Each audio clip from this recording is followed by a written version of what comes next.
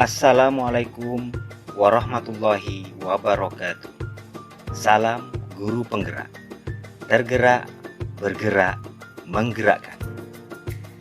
Perkenalkan saya Muhammad Kamarudin MPD, calon guru penggerak angkatan 8 dari SMK Al-Karimiyah Sumeneb, peserta pendidikan guru penggerak angkatan 9. Pada kesempatan ini, izinkan saya untuk menyampaikan kesimpulan dan refleksi modul 1.1 untuk tugas koneksi antar materi.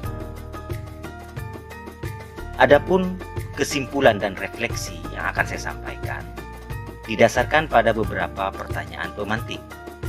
Yang pertama, apa yang Anda percaya tentang murid dan pembelajaran di kelas sebelum Anda mempelajari modul 1.1? Yang kedua, apa yang berubah dari pemikiran atau perilaku Anda setelah mempelajari modul ini?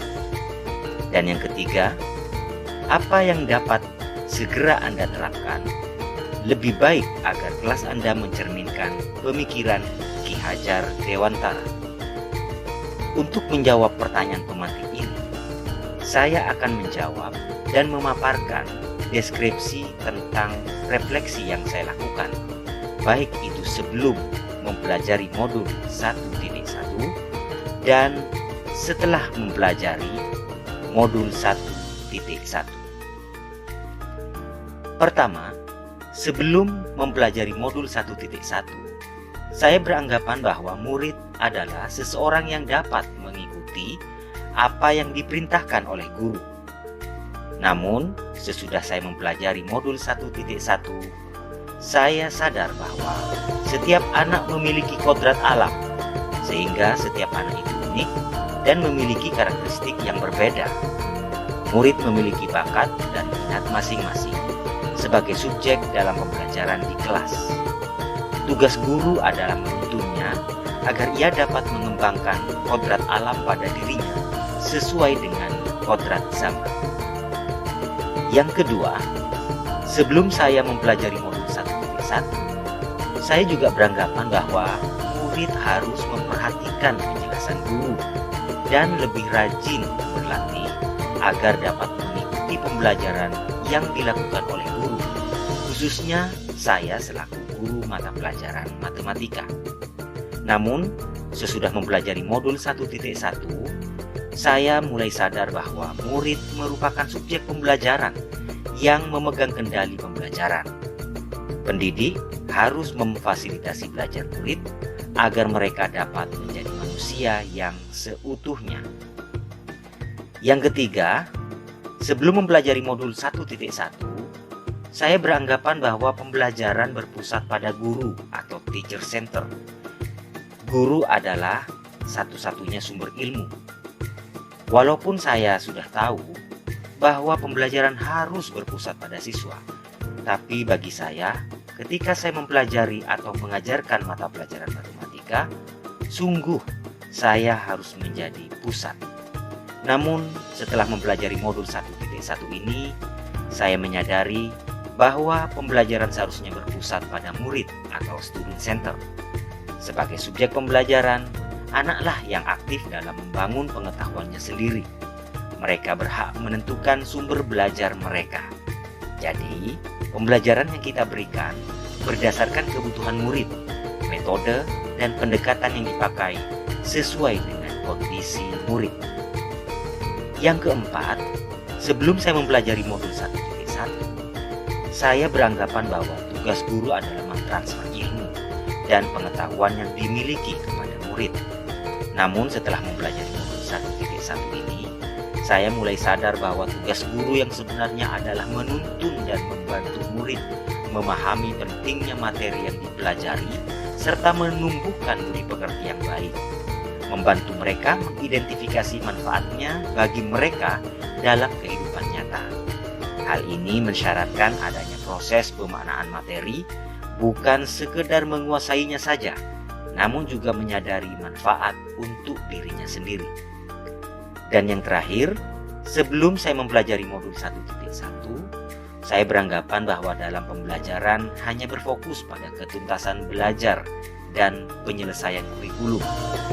Namun, saya sadar bahwa dalam pembelajaran yang penting bukan ketuntasan belajar dan penyelesaian kurikulum, tetapi bagaimana anak dapat mengembangkan minatnya sesuai dengan kodrat alam dan kodrat zaman.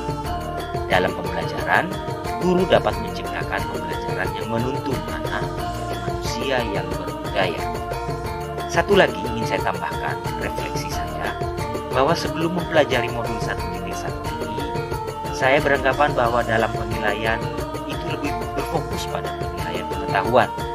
Namun setelah mempelajari modul ini, saya sadar bahwa penilaian merujuk pada kompetensi yang mencakup semua ranah, baik itu ranah sikap, pengetahuan, dan keterampilan yang dilakukan secara terpadu dalam pembelajaran.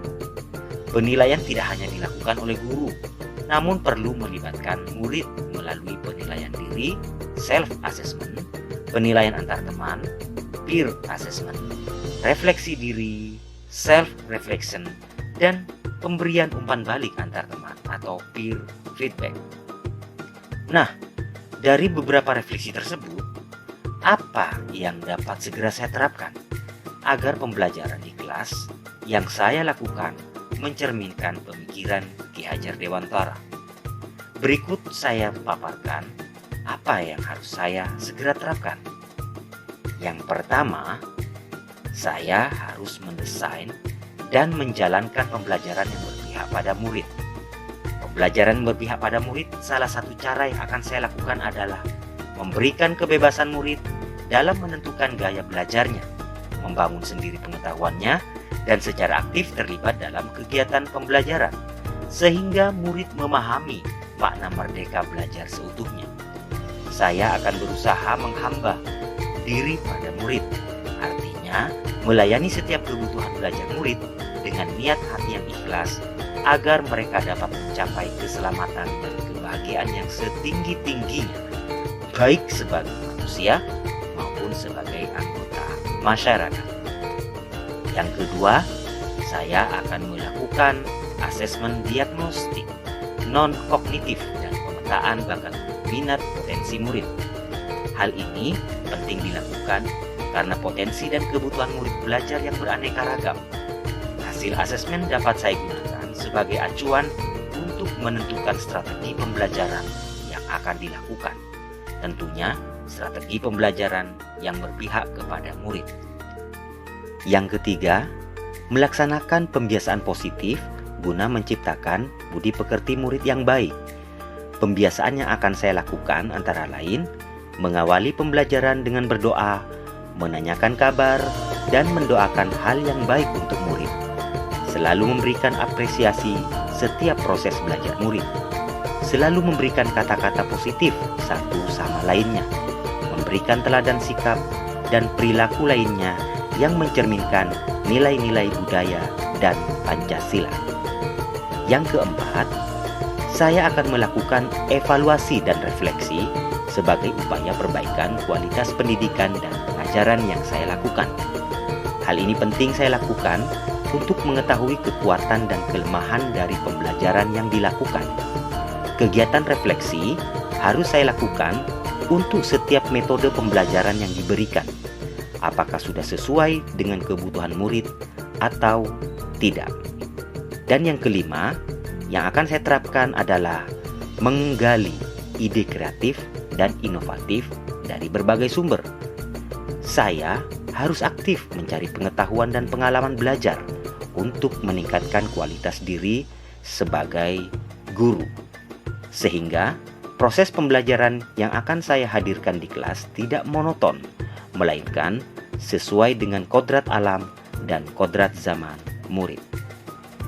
Akhirnya dapat saya simpulkan bahwa dasar-dasar pemikiran Ki Hajar Dewantara harus segera kita terapkan dalam pembelajaran di sekolah.